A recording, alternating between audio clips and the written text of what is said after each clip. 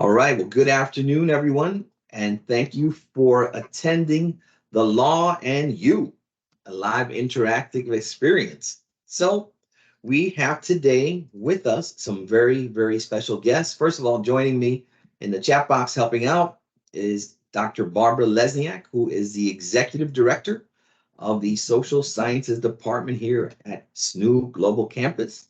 We also have Dr. Tarina Oyegan, who is the Associate Dean of the Undergraduate Criminal Justice Program. So thank you for coming in and helping out with our chat box, our questions, anything that we need. So also joining us today, we're privileged to have Ms. Jada Hebra, our Senior Vice President and Chief Diversity and Inclusion Officer for Southern New Hampshire University. So let us hear from her to welcome everyone and kick off our big program today. Jada? Yes. Hello, everybody. I know people are coming in. That's fine.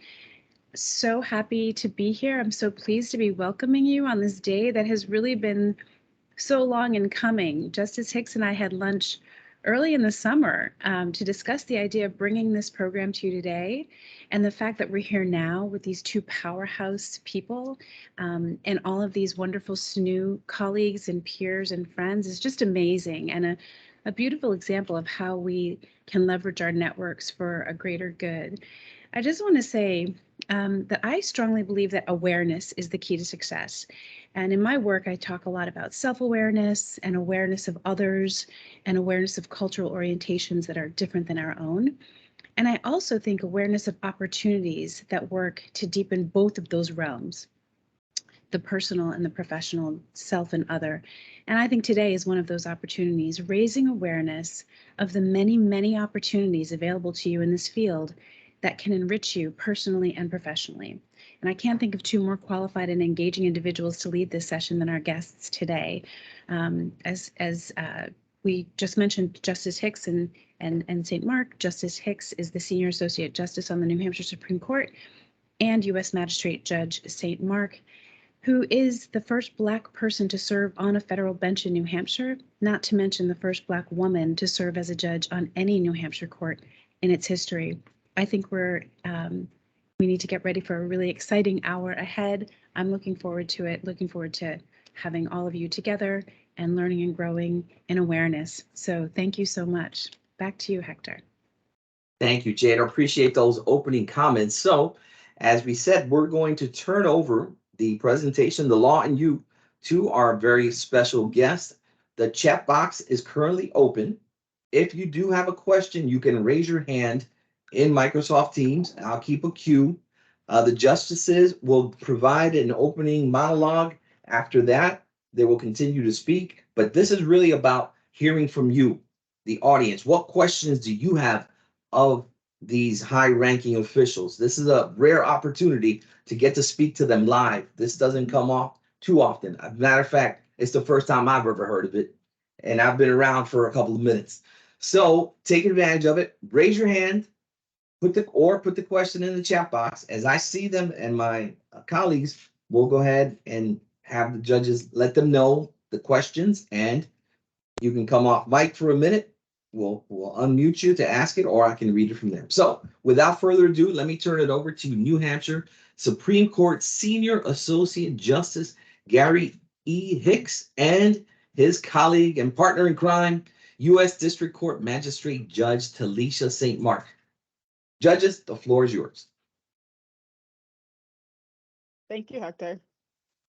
Justice Thank Hicks, you. I think you're still on mute.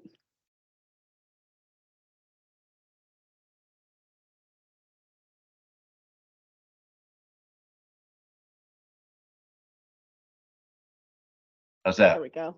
Perfect. All right. All right. Well, I'm very sorry for that. There was a lot of busy things going on my end here, but Talesha and I are very happy to be here. Hector and Jada are absolutely right. We are partners, whether in crime or not. And we really want to reach out to you, this audience that we have in front of us, to encourage you on a number of levels. One is to, quite frankly, think about becoming a lawyer. Number two, think about becoming a lawyer or involved in the legal profession in some way. And three, think about New Hampshire I mean, this is a broad range audience. I'm not saying that y'all in Athens should take a direct flight to Logan now and come see us, but think about it. So just a word about me. I'm from Colebrook, New Hampshire, which is, if you're geographically inclined, it's on the Vermont-Canadian border. I went to Boston University School of Law. Before that, Bucknell University. Some of my stuff is in all that bio. And I was a trial lawyer for 23 years. And let's see, a trial judge for 4, Supreme Court judge for now 17 or 18. I can, and Talesha can, answer virtually every question you have, in part because our daughter went to law school. And so I know what it's like at that level. She's 43 to think about law school, 43 years old.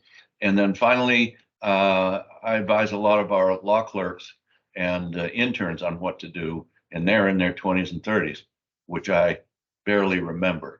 So with that, let me turn it over to my dear friend, Talesha, who I used to introduce as one of the brightest law clerks I've ever met.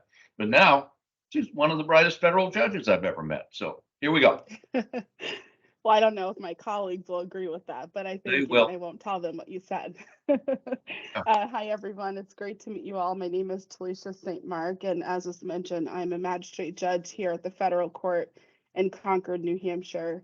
I'm really glad to be here with you all, and it's so exciting. I was looking at the locations of where everyone was tuning in from, and I think it's just so neat to be talking from folks all over the globe. So thank you for this opportunity, Jada and Hector.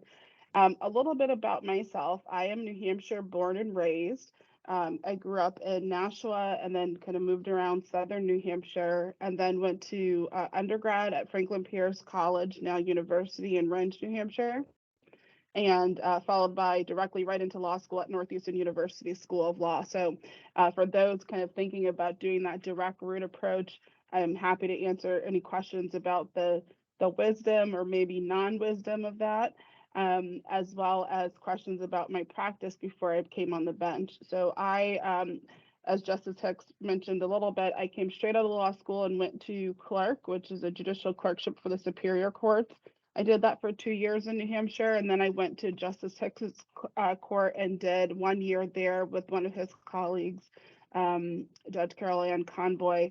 And then from there, I went and worked at a law firm for 12 years until I came to this current job. And at the law firm, I did employment law, primarily representing employers and businesses, and some litigation and counseling in there. So I'm happy to answer questions about any of the practice stuff, but we're also happy to answer questions about how we got here, challenges on the road, or other alternative careers that you can do with a law degree or even in the legal field. So we're happy to open it up for questions, and Hector, we'll go straight to you. If there are All any right, questions, thank you. So we have one question already. Good. In the chat box. It says, first of all, it says empowering. Then it says, what advice would you give to those determined to becoming a family attorney in New Hampshire? Oh man, that's a great question, and I hope he or she achieves that goal. We don't know exactly where they are, but it's going to be a little bit of hard work. And what that person needs to do is chart a path and look to law school. I'm assuming undergraduate school may be completed, can't tell. But good grades in undergraduate school are very important to law schools because they help their statistics. That may or may not make a good lawyer, by the way. And then, of course, there's the LSATs, the law school admission test, that if you're going to take, I would advise that you take either an online or in-person instruction course for, and then get that out of the way. And then there's a lot of opportunity for family lawyers in New Hampshire. And when you get here, look me up. Yeah, just to add Hold on a into that, second what I would say is in New Hampshire, we have one of the benefits we have in this state is that we have a very collegial bar. People are very friendly here, and they're willing to talk with those who are interested in joining. So find a family lawyer who's in your area, or if you're not in New Hampshire, call up the New Hampshire bar and they can direct you to a friendly family lawyer who's willing to talk. Talk with that person, maybe go out to lunch or coffee with them and find out what they do in their practice so that you can determine, do I really want to do family law or not? Because sometimes we think we're interested in an area of the law because of what we've seen on TV. And when you practice it, it's not necessarily the same things that you're seeing on TV. So I always think it's helpful to go straight to the source, start making those connections, and start learning about the field that you want to practice in directly from people who are doing that work. All right, so that question came from Samantha Flood. Thank you. Now we're going to take a person, we're going to alternate back and forth. We're going to take a person who has raised their hand. Tracy Bison has raised her hand, so I'm going to unmute you, Tracy, and you can ask your question directly to the judges. Go ahead, Tracy. Where are you, Tracy? Okay, Tracy fell asleep. So we're going to call on Hannah. Sheldnecht is the next person. So unmute yourself and you can ask your question. Tracy says. Hi. Oh. Very good, first of all, on, pardon me, on pronouncing my last name. That was great. I think, number one, going into this field or attempting to start college again at 40, with a 4-year-old as a single mom, has definitely been a challenge. But law enforcement has always been my goal, and being an advocate, because I did have to fight tooth and nail to get custody of my daughter. And I had things, lies about me, just told to everybody, from somebody that I thought was my true advocate for 10 years. So going into this is scary. It is, as you can hear, she's here with me. That's the 4-year-old. That is the 4-year-old. Hold on, hush, I'm talking. So just trying to understand how it's going to go, and then trying to decide what form of law enforcement or criminal justice parts of the system do I want to go into. Do I want to be an advocate for domestic violence? People want to work with the Attorney General, which I live in Texas. We're not too, some of us aren't too fond of our Attorney General at the moment. And so going into that, being a Democrat is kind of hard. But Heather, I think if I could jump in here, one of the things that I would suggest you do is kind of what I just mentioned before, is to reach out to folks in Texas, or if you're thinking about other states who are currently doing the work, and figure out what areas. It may be doing an internship or just talking to people. I am a big proponent of internships and working with people who are in fields that you're interested in, because it really gives you a chance to see what are the areas of that job that you like and you don't like. But that would be my strongest suggestion. Justice Hicks, what about you?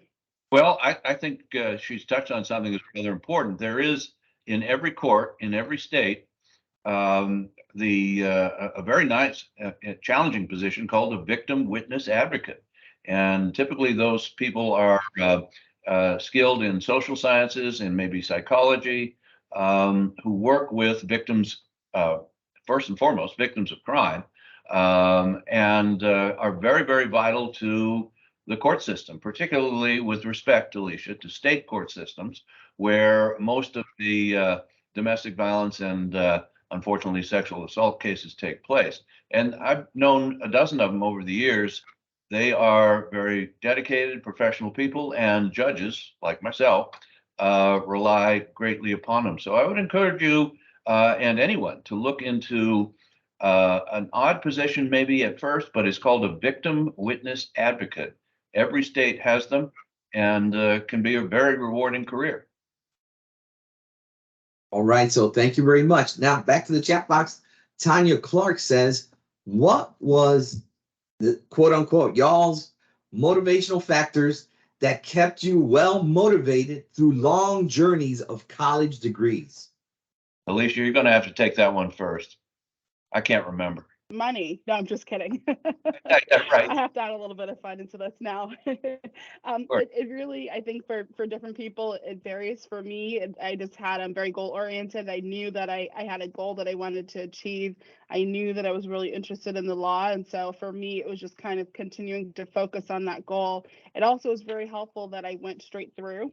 I knew that for me in my life circumstances, if I took a break after college, I probably, and I started having a family and maybe kids and other things got into my life plan. It might have been difficult for me to come back and go to law school and devote that time to law school. So I think you really have to just think about what are your goals and how does life look like for you, and that can be a motivator. But I jokingly said money at the beginning. For some people, that is a motivator. I would suggest, though, that there are very many careers in the legal industry, and not all of them are as lucrative as they portray on TV. So again, you might want to talk to some folks if that is your motivator of going to law school or being in the legal field more broadly. I think that illustrates why Talesha and I are such good friends. I had the same experience. I knew that if I didn't go straight to law school out of undergraduate school, I would drift. So the answer to your question is twofold. One, in my own experience, what took me through all of that, good times, bad times, was an ability to focus on what I was trying to do, almost not in the global sense, but in the immediate sense. And then secondly, I have a lot of support behind me, spouse, kids, peers, and all of that. So garner yourself some support too, because you're going to need it. And be very upfront with them and say, look, this is a tough time for me. I'm going to need your help. People will help you. Right, I'm getting to the ones with their hands raised, so I'm getting there soon. Question from Anthony. He says, as an older student with a career change to law, what would be the best way to get a foot in the door prior to law school? Think about becoming, if you don't mind, Talesha, think about becoming a paralegal. A paralegal. It's not what people think it is. Paralegals can do in many areas of the law. And by that, I mean trust and estates, probate, criminal law, civil, big time civil litigation, and others that I've forgotten. But being a paralegal, which is someone who helps a lawyer or a law firm get a case decided or get to the bottom line, it's hard work, but they get a perch. They get a perch on a branch. They can look at what the law is like, what people in the law are like, and how the whole thing fits. I probably know upwards of 20 very brilliant lawyers who started as a paralegal in a variety of different ways. In my old law firm, which had 70, 80 people, we had 2 people who started as legal secretaries. And all of a sudden, everyone said, whoa, wait a minute, you need to be a lawyer. And that kind of helps your career get off the diving board right there. What do you think, Talesha? Yeah, I agree. I think the other thing I would suggest is maybe working for a court or some other government agency where there are a lot of lawyers. Again, you don't have to be a lawyer to do those things, but you start to learn the field and you start to make connections. Law is really about connections. And so whatever way, even if you're not working for any of those entities that we suggested, if you start to try to make connections and network with people, it will help you to get your foot in the door for when you finally do finish law school. All right, great. So now we have a person with their hand raised. This is going to be Amber Halsey. Amber, go ahead and ask your question to the judges. Hi, so I am a undergrad right now. I'm studying criminal justice, and I'm also doing kind of like an internship at our local prosecutor's office. And I also volunteer with a program called CASA, which is your court appointed special advocate. So personally for me, I'm going into family law because I have gone through two very, very tough custody battles that I thought were never going to end, but everything went in my favor. I have sole custody of both my children. I'm very thankful, and I want to help others. But my question is, with the kind of volunteer work that I'm doing with the prosecutor's office in CASA, will that help me in my law school application? Because I am trying to get my foot in the door, but I may want to take a little bit of a break, because it is, when you have kids and going to school full time, and I also work full time too. It's just a lot. Well, what do you do with your spare time? I work out. I hang out with my son, bake a lot of cookies. Those I'm are gonna, the 2 minutes of spare time that you have, right, Amber? It sounds like you're pretty busy. so, Yeah. one important point, then I'm going to kick it to Talesha. Find me. I want to talk to you, and that applies to everyone on this broadcast. Find me through Hector and or Jada, and I can help talk you through those things. You're right on the right track. If I were sitting next to you in a coffee shop, I would say, okay, you're in great shape, relax, and then make sure you have enough energy to apply all the attention and focus that your career goals deserve and warrant. But you're there. Yeah, I agree with that. I don't think I have anything to add on that point. All right, well, good news. I see the campus link has been established. So we have Associate Professor Craig Wiggins of Justice Studies and Lisa Staropoulos, the Justice Studies Chairperson, moderating the session for us there from Walker Hall. So please feel free to contact us for any questions from the floor over there. All right, so next we have a question here that says, it is a question, it's part of the question is, how would you make comments about inclusion in the legal field? Oh my God, I'm going to let Talesha take that over, but that is exactly why we're here. Thank you very much. Yeah. Yeah, so it's not very inclusive.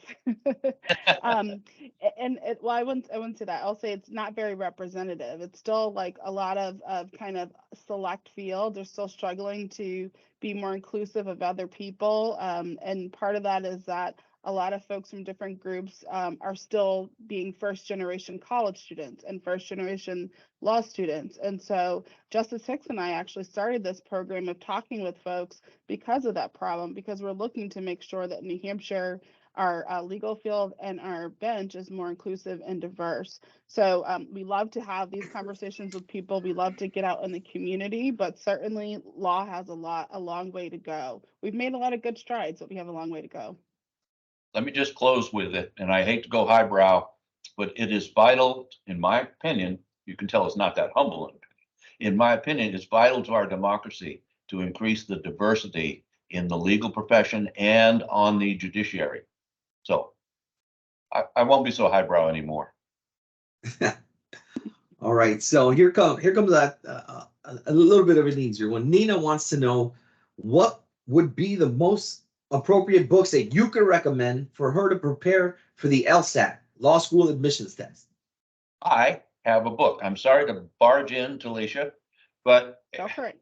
And I'm not getting paid for this endorsement, by the way, but a good friend of Talesha's and mine is named Rob Miller, Miller, and he has written two books about law school. One is Law School Confidential 1, and keep in mind he's a lawyer, so he doesn't have that much imagination. The next title is Law School Confidential number 2.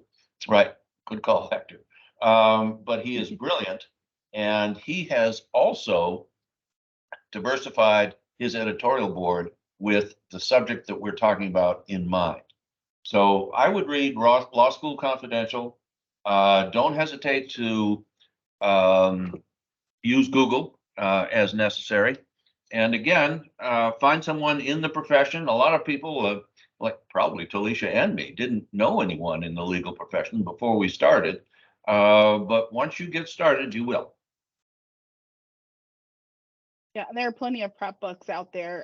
Again, you can Google, there are law school prep books that you can take. There are also classes that you can take if you have resources for that. All right. Kyle Bradshaw says, when considering candidates for a clerkship, what qualities are you looking for? What would help an applicant stand out from the crowd? Good question. I agree. I look for writing skills. And if you want to get not too fine a point on it, I will look over the years at law students or even undergrads who have maybe started out with not having writing skills, but then all of a sudden, in the eyes of their professors, have progressed from C plus to B minus to A minus to A, because I'm not a gifted writer either. Welcome to my world. But it's a skill that you can acquire. And it's like, I hate to sound like a broken record, but it's focus. Focus on writing and seek help. There's plenty of people who will help you. Yeah, I agree on that. I think somebody who's a strong writer, a strong researcher, because those are the things that you'll be doing the most, and also someone who's motivated and a self-starter. I like to work with people who can motivate me as well as I'd be motivating them. All right, so now we have someone who looks like they're driving in their car, but I'm sure that they're parked. Maureen Key, I know you're parked, so we'll put that out of the way. Come off, Mike, tell us your question. Okay, my question is, right, currently I am an undergraduate student. I am studying political science. And now that's going to be my undergraduate. And then I would like to go to law school. I'm not sure what kind of law I want to practice at this moment, because that's far off in the future. How long does it take to go through law school? 3 years. 3 years. It's 3 hard years. And you say now it's far off in the future, but I'm almost 70 years old. Time goes much too quickly. It's tomorrow, baby. And sometimes 4 years. There are some night programs that some schools have developed to recognize that people are trying to complete law degrees while also working full-time jobs. Very good point. Awesome, thank you. Well, let me just delay you a little bit longer. Those night schools are very, very good schools, number one, very well oriented. Virtually every city or major metropolitan area has one. If you're in Tennessee, there's one in Nashville. If you're in Boston, there's a couple. And so you could look them out, look out for them or look them up. And they are designed to accommodate you. I don't know about you, but when anything's designed to accommodate me, I say yes. All right, so our next question comes from the chat box. Victoria Cookson says, as a non-traditional student, what advice would you give someone over 50 with an MBA and many years of business experience ready to change careers? If not to pursue becoming an attorney, what, if any, other profession in law would you suggest with her background? Oh my goodness. Justice Hicks, this is all you because I'm not qualified to answer that yet. Thanks, Talesha. Thanks, Talesha. I hope you'll remember me when you do turn 50. But no, that's a great question. Career changes are, they're exuberating. I can't think of anything other way to explain it.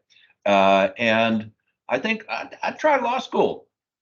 You've been around, you know how the money works in our capitalist society, and I don't shy away from it. I'm happy to talk to you about it. You know how the money works, so you could be a forensic accountant, which is, the people who are working very hard to meet Mr. Donald Trump under oath one day. Not that this show has a political bent, but you could be a forensic accountant. But I think you might like representing businesses from a legal perspective, and I think you might have a real gift for it, from what you've told me. So think about going to law school, doing focusing on the business and taxation, which I guess you know. I don't know. Have fun with it. You're in a great position. All right. There's one here that says from Lisbeth Liggett, thank you so much for taking time out of your busy schedule to be here. What has been the biggest challenge in your field? Talesha, are you ready? still thinking about that. Yeah. I think going back to the inclusivity question and the diversity question, kind of globally, probably one of the bigger challenges is that's probably one of the bigger challenges in the legal field. Even when you look outside of race, thinking of things like gender, ability, economics, those are all still things that the legal field we're working on. And being a Black woman in New Hampshire in the legal field has been unique for me, I think, because there are not very many of me here. And you know, those are things those things I highlighted are things that I've experienced. And sometimes there's still some struggles in New Hampshire and other areas that I've practiced. So for me, I think those would be probably the challenges that I see in the field. For me, I have to be completely as accurate as I can be. For me, the first challenge was in that 2 months of law school, the first 2 months or a month and a half, when I didn't have the faintest idea what the professor was talking about or how any of this fits together. This is why the gentleman or the lady who had the business background might be able to skip over this, but I was clueless. And how did I get out of it? I associated with friends, had a study group of friends I trusted, and I worked my tail off. That's all I got. All right, one more from the chat box, and we'll take a live one. This one says, this is Tristan Summers, and they say, as a freshman, what are some steps I can take during my undergrad to prepare for a robust application for Ivy League law school? Okay. Good Talesha? question. I think it would be the same that you'd prepare for any law school. You want to focus on your grades, getting good grades, focus on classes that are going to challenge you and show that you're taking a strenuous curriculum. You want to focus on doing outside activities outside of your classes that are not just kind of resume fillers, but things that are actually meaningful to you that you can talk about maybe in an essay or something, because schools are looking for people who are complete people and not just people who are resume fillers. So those are the things that I would suggest that you look at for getting into a top school, as well as a lot of these schools are still network, who you know and who you've talked to and things like that. So again, continue to build your network. I'm probably going to say network 1,000 times during this conversation. I think Talesha is right about that. And not every great law school happens to be in the Ivy League. You can look at the rankings. You can believe the U.S. News and World, believe them or not. There's a number of other ranking services, but you know, I can think of 3 or 4 right now who are not Ivy Leagues that are typically considered to be the best. So don't necessarily focus on Ivy League, but if you're looking to quote score big for a Manhattan law practice, Stanford's not too bad. Michigan's not too bad.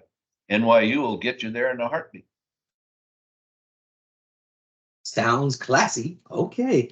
We're going to skip the line because we have another special guest that just joined us. This is Brooke Brigham. She is our top-notch career services representative, helping all of us out here in social sciences. And she asked, what soft skills can an SNHU student develop to stand out to an employer in the field, in the law field? Soft skills. Mental alacrity. If someone, and I'm sorry to be so obtuse, but the people who impress me the most are the ones who can simply carry on a conversation and who show interest in everything. So mental alacrity or mental acuity would be both of them. And how can you develop that? You hang out with people, probably like I do all my life. Talesha will tell you this. You hang out with people who are smarter than you are. And that will help. Yeah, I think other things are, and this kind of goes with that, being able to be somebody who can be part of a team and collaborative. Those are soft skills that I find nowadays some people are lacking or are not as strong in. Again, being able to network doesn't have to be big network, can be little network within your field. And then also just being able to resolve conflict in a non-conflict way, meaning that you don't always have to have a big fight to address conflict. And those are some skills that people don't necessarily focus on developing, but I think are really important in any field. And Jada, can you add anything from your perspective about these soft skills that our students should be focusing on?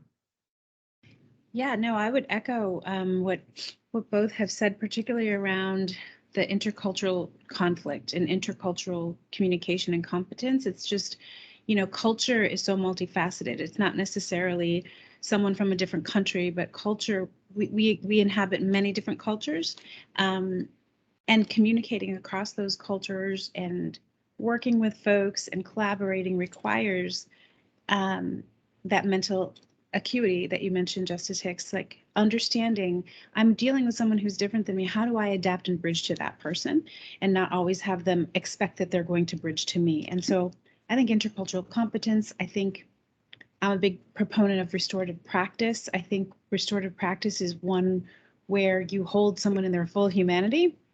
And it's hard to do, especially in this polarized environment that we're in right now, but where you sort of hold someone in their full humanity and you judge their behaviors, but you don't morally judge the person.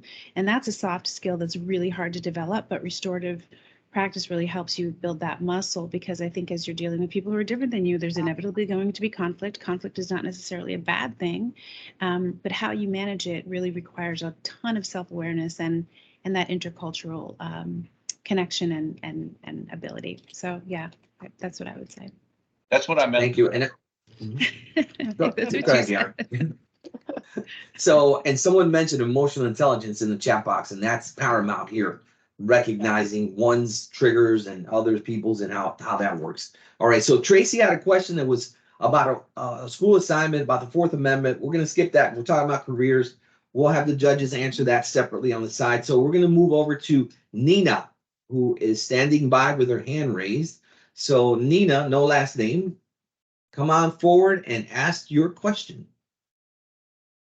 Okay, so hi, for first being of the all, best thank you part. for you Yeah. guys taking your time to actually be here and teaching us your point of view and being so human with us.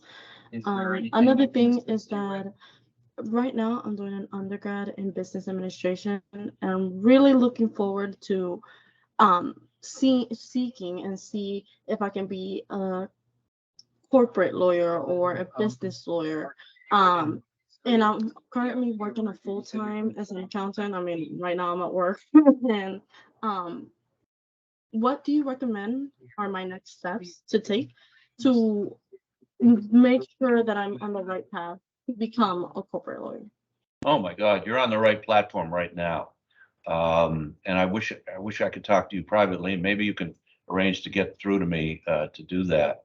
I think, my God, what can you do? Obviously, keep working hard, expand your connections, and take a good look at law schools that you think are within your reach. They don't have to be Ivy League, with all respect. And you're in a great spot. So get in touch with me. We'll email back and forth. What state are you in? I do see. I am in Orlando, Florida. Oh, And the vendor is yeah, Orlando. Right then, Orlando, Florida. Good place. Talesha, you got anything to add to that? No, I think you're already in a great place and doing all the things you need to do. Yeah, that's great. All right, another question with a person with their hand raised. Cherry Ann, come on forward and ask your question. Hi, good afternoon. I'm an undergraduate at Southern New Hampshire, and my question is, at 45, my major is criminal justice with human service and advocate. I'm kind of confused on if I want to deal with adults or juvenile. How can I make the right decision? Well, first of all, I have a selfish motive.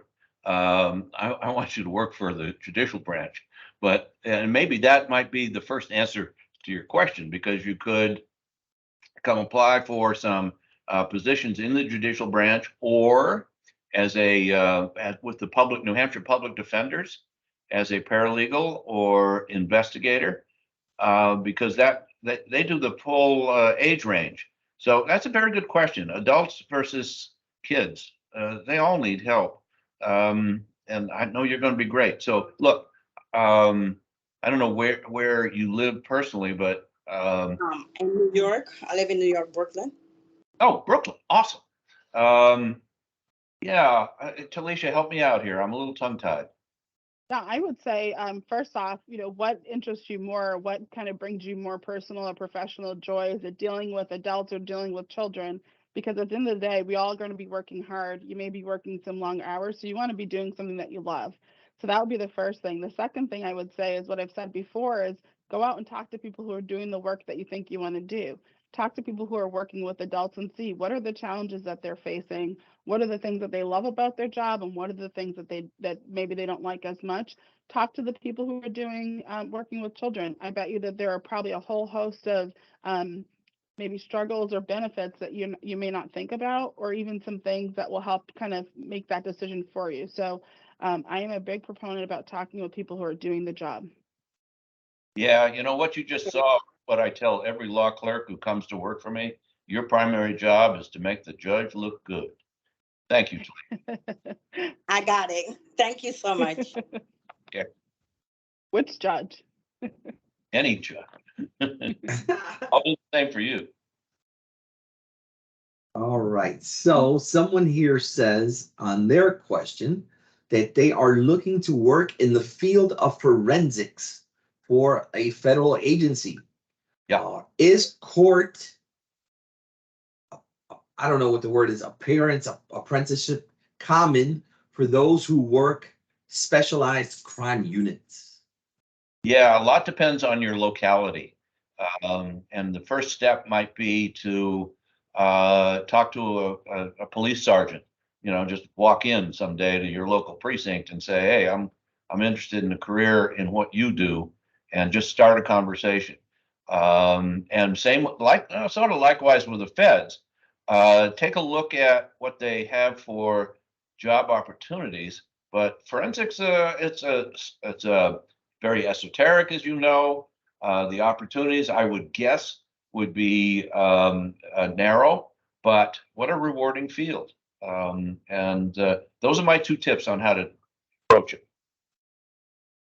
Get inside. Ditto. All right, so we got two very interesting questions coming up here. Here's one from Stacy Hart. She's very interested in becoming an advocate for the elderly or the aging population. She has an associate's as a legal assistant and is working on her BA in human services, specializing in gerontology. What are some career paths, legal career paths, you would recommend? Talesha, do me a favor and don't kick that one to me because I'm so old. Why don't you start? I mean, that wouldn't be the reason why. It's just because you're so knowledgeable and have so much wisdom, Judge. Bless you.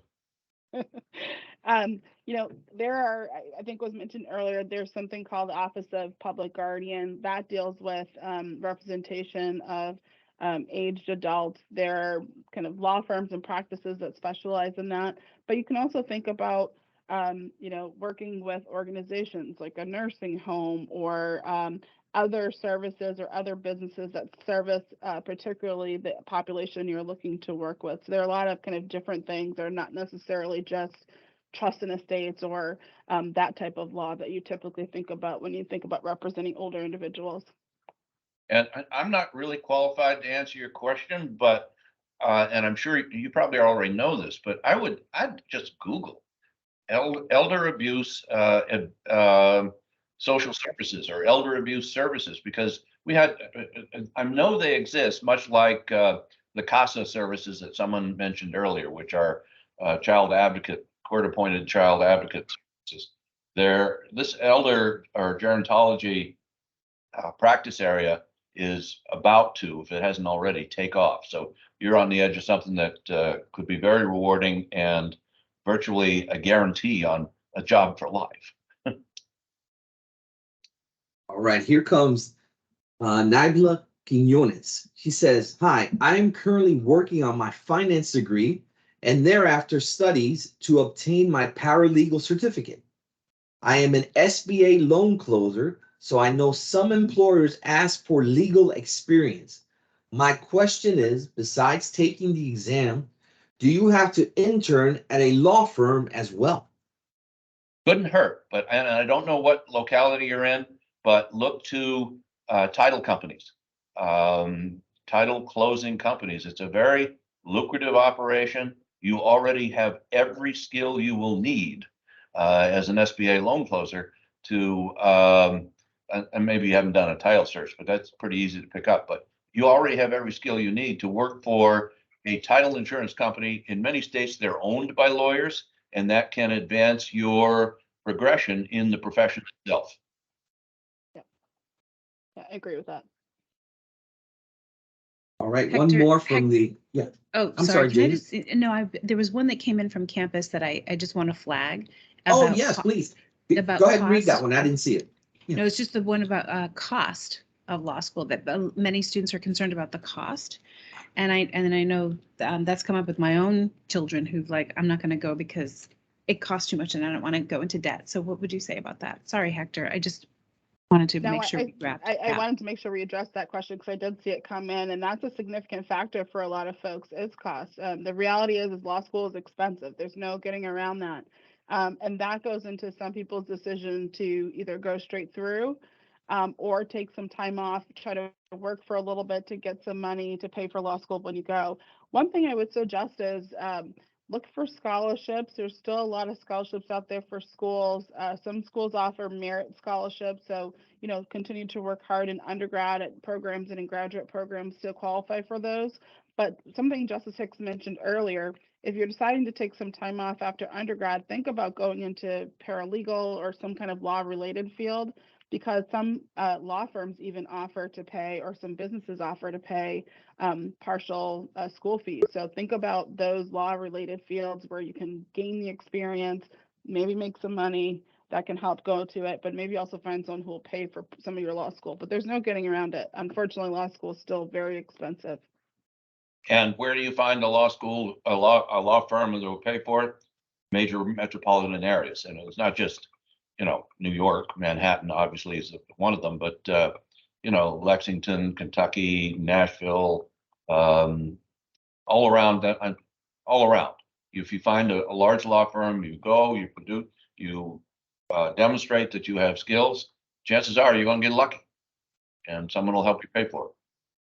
There's also a program, a federal loan program, public service forgiveness loan program that I'm not sure how much longer will be in place. There's been a lot of political talk around it, but currently the program allows you to, once you have been, if you get a qualifying loan, so whether it's in law school or some other type of qualifying loan, and you work in public service for 10 years, then your loan can be forgiven, the entire balance of your loan. So that's another option. I guess not downside, but the flip side of that, right, is if you choose that option, you go to law school, you're still paying the minimal prices for that 10 years, and you're working in a job that's public service, so maybe your income earning is a little bit capped, but then at the end of the 10 years, if you stick that through, your entire loan balance gets canceled. Excellent. Now, as you know, we have a few international guests here joining us today. And from all the way from Malawi, we have Michelle Mickey Kress, and she has a question. So she says that she has worked as a corporate paralegal for 17 years, primarily writing commercial contracts, and she loved it. She's currently a counselor associate at the U.S. Embassy in Malawi. So she's finishing up her undergrad this spring with a certificate in international ethics after that. She says she's not especially keen to go to law school, but interested in the topics of ethics and immigration. But she's going to be a trailing spouse to a foreign service officer for a bit longer. Any thoughts on where she can direct her professional efforts in your background and experience? She has just asked a question, a brilliant one, that far exceeds my competence, my level of competence. And if there's any other advice I could give to anyone, once you know that level of competence is exceeded, keep your mouth shut. But I'd like to help her, but I'm a C. I can't figure out what I could say. Yeah, I don't know that I have any necessarily any advice there too, because I'm not as familiar with that area. But I guess what I would say is maybe talk to folks who are in your field and see if there's progression for you, and then kind of map out what that might look like, and if it's something that you're interested in. But I'm just not as familiar in that field to give some profound advice. Yeah, I might approach the U.S. Embassy. Just ask, because there are ethicists out there who opine and write about that stuff all the time. And I can't imagine an area that would be more fertile for ethical scrutiny than international contracts. All right, so we have a question coming in from Walker Auditorium. Professor Wiggin, you're on. What is the question? Thanks, Hector. Whoa, that's loud. Or Lisa, I'm sorry, Lisa, come on. Thank you for joining us again. I have a student here who would like to ask a question. Stand right, I think here they can see you. Perfect, perfect. Hello, I'm Cheyenne. I'm an undergrad here at SNHU. Just as Hicks, I wanted to add that I graduated from Colebrook Academy. And my question is, so I graduated high school with an associate's degree and will be going to law school in probably about 2 years. So I'm hoping to get some internships under my belt. I'm just wondering or asking for some recommendations for such internships. And what places might take someone so young and with such little experience per se? Present yourself just the way you are, and go down with a resume or talk to someone at the New Hampshire Public Defender's Office. I think you said you're on campus, right? I am. Yeah, New Hampshire Public Defender. Talk to Sarah Rothman, Rothman. Sarah, she's the head of it. But explain yourself just the way you explained it to us. I can't wait to meet you someday. Thank you. And I would say don't be surprised about, I made a comment about your lack of experience. Don't be surprised about the amount of employers who are willing to take you on as an intern. They love help. A lot of people love intern help, and they're willing to train the right person. So, talk around, connect with people, and, I think that you'd be surprised at what opportunities may be available to you. Yeah, and get in touch with me through Lisa. I can give you a more complicated, more satisfactory answer. I think online, directly. Thank you. Yeah. All right, Lisa Spiropoulos, anyone else on the campus with a question? Because I know you connected a little bit late. No, that's it for now. Thank you. All right, Lisa, thank you. Here is a question from Carolyn Burke. She says she is interested in the prosecution of crimes against children in the Albuquerque, New Mexico region. What do you recommend for stress relief for someone in this very difficult field? Ouch. Is she a lawyer already? That's all it says in the chat box. Sorry. All right, I hear you. Read books. I would say find a mental outlet. Find something that makes you happy outside of work. So some of my friends and colleagues from my former job did things like yoga or other mindfulness-centered practices. Some people loved working out, and so they would kind of work all their frustration out there. Some people love joining book clubs and just having the social time with friends. But you've got to find something that balances your life, no matter what profession you're in. So find something that you can do that will give you that kind of stress relief area of your life. And shoot me an email through whatever means you can, because I have a very good friend who's a major partner in an Albuquerque law firm, and you'd just like to know him. He's good. Period. All right, so we are coming close to the end. I'm going to give you one more from the chat box, and then we have a couple of people standing by. So this is a good one. Regnell Smith says, what was one of the most exciting experiences that made you want to study law? I'm not sure there was much excitement in it. I was motivated by by peers, my spouse, and by a professor I had in undergraduate school. And there wasn't there wasn't much excitement. I just thought it might be something that would suit my talents. I was a math major, and so maybe by that definition, I was adrift. But the drifting stopped rather quickly. Yeah, I don't know if there's anything necessarily exciting for me either, but I would say once I got into the profession, working with certain clients or dealing with certain issues was exciting to make me want to stay in the field. All right, so we have three questions left and a couple of minutes. Vanessa Cooey is standing by. Go ahead, Vanessa. Hi, I hope you can hear me. We can. Okay. So I want to be eventually a civil rights attorney, but I'm currently at SNHU getting my bachelor's in psychology. I figured it might help, and I really enjoy psychology. But I am finding when it comes to things like networking that I am running into a little bit of a hiccup because I am from Kansas and it is very conservative here. I am a biracial gay woman, and trying to find individuals and professionals that will openly talk to me about the things that are going to be a little bit more difficult because of my home life and my, for lack of a better term, lifestyle. I'm having a hard time finding individuals who even want to talk to me about it. And either that or they sugarcoat things a lot. Like, I know that I'm going to have a little bit harder of a time, and I'm aware that this is going to be a thing. And I really want to find connections with professionals who are either going through the same things that I will, or that understand that, like, these are things that I'm going to have to deal with, especially having 4 children. My children are going to witness me going through this.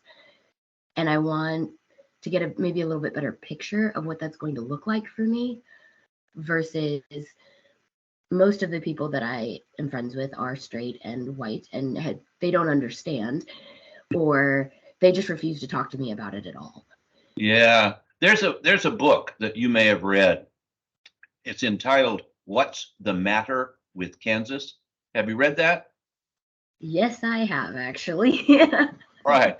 All right. So we're connecting. There in New England, things are a little different. There's a law firm for gay and lesbian and questioning people called GLAD, and they are full of brilliant lawyers. And I would hope maybe Topeka or somewhere in Kansas there might be a similar group, because these people tend to be brilliant. I have no other word for them than brilliant lawyers. So it sounds to me like your social circle ought to go that way, and your intellectual circle might want to go that way. But don't back down, man. Just don't back down. Keep doing it. You'll Yeah, get a couple Yeah, things I would my suggest wife that you is do. from Maine. Oh, well, then you know what I'm talking about. Yes. A couple things I would suggest is that COVID has really made Zoom and Teams and things, forums like this, really big. So I think I heard you say you have a partner from Maine. I would reach out maybe to folks in other states that may be a little bit different than folks in Kansas, and see if somebody would be willing to talk with you to kind of give you the real deal that way. Also think about different trade groups or affinity groups. So in law school, there are groups for ALSAs for everything. So law student associations, there's the Black Law Student Association, there's a Asian Pacific Islander Law School Student Association. There's law student associations for everything. And I know there are some in undergrads as well. So look for those organizations. And then the final thing I would say is reach out to your alumni office. I know when I was at Northeastern University School of Law, our alumni office was really good about connecting you with alumni in different cities that may have some experiences you're looking for. And so reach out to the alumni office, either for SNHU or any other institution that you've gone to see if there are any people who may fit into the box that you're looking to reach out to. Great. You're going to be great. Just keep at it. All right, thank you. We have 2 last quick questions because we're running a little overtime. So Darcel Small is our next person for questions.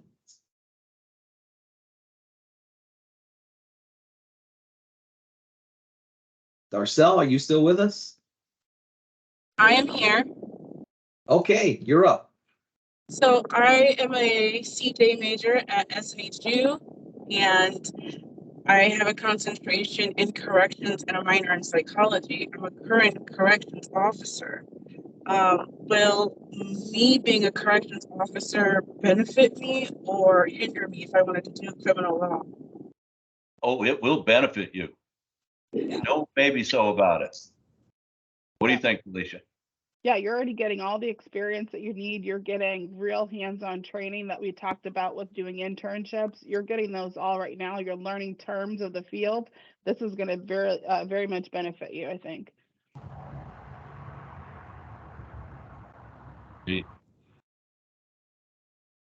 Okay, and our last person standing by, Ava LeClaire. Come on down. Hi, thank you both for being here. My question, when you're making a ruling on a case without a jury, what are the key factors that influence your decision? Specifically, is there something from counsel that sways you a certain direction? I would like to think that the answer to that for Talesha is all of the fine instruction she received from me while watching me as a judge on those difficult cases. But let's see what she has to say. I was going to have you go first, Judge. No, I would say, I try really hard to make sure that the law is what sways me because that's my job. So I really try to just focus on the law, and sometimes you may get some interesting presentations from sides, but I'm not really looking at the personality of the lawyers or the strength of their presentation style. I'm really looking at, what does the law say? So that's what I try to focus on. And we're human, right? And so part of being human is to recognize that sometimes you have bias and work to attack those biases that you may have so that they don't come across in your decisions. Yeah, she's right. Sometimes you might have someone on one side or the other who you think is a complete liar and fabricator, but it sounds funny, but you really can't hold that against them when you're applying unbiased judicial principles. Because, humans are frail, we all are, and they may just not know what really is going to decide their case. What impresses me the most, I think, with lawyers is a profound sense of humility and understanding that they could be wrong, just like I, as a judge, understand that I could be wrong. And when we start on that foot together, I think we get the best result. Thank you so much. All right, so thank you very much, all the persons who attended, who provided your questions. We couldn't get to all of them, so if you still have a question for the judges, please email them to myself. I was on the reminder and the registration. You have my email. If not, I'll put it in the chat box, or Dr. T, can you put it in the chat box for me? And we'll be sure to forward that to them so they can follow up as needed. So I'm going to turn it over to Ms. Jada Hebra for any closing comments. Oh, thank you. I did not know that you were going to do that, Hector, but thank you for letting me have the last word of this amazing hour. Wish we could go longer. There were so many great questions. The two justices, so gracious. Thank you for being here. Hector, phenomenal navigation of the chat and the questions. Thank you to campus for showing up in the way that you have. I learned a lot. I think you all have learned a lot. I think we could do a part 2 and continue the conversation, but we will talk about that later. So I will just say, great hour spent. Thank you for being here. Really appreciate your presence and your engagement. Thanks. Thank you. Gary, closing comments? Well, thank you. And despite the medium here, the medium with an M, I felt a great deal of warmth with all of your students, and Hector, Jada, and Lisa, and I want to thank you for the opportunity. This is what I'm starting to talk for Talesha, which is a bad habit, but this is what we do. Go ahead, Talesha. Yeah, I would agree with you on everything, and thank you guys all for your great questions and for having us. And we would love to answer your questions that you send to Hector, so don't be shy about doing that. All right. Well, with that said, thank you very much, everyone. It was a beautiful event and a very personalized event for all the students. they have gotten a lot of good information and a lot of confidence to move forward. Thank you, everyone. Keep studying, listen to their words, and be well. We'll see you next time. Take care. Thank you.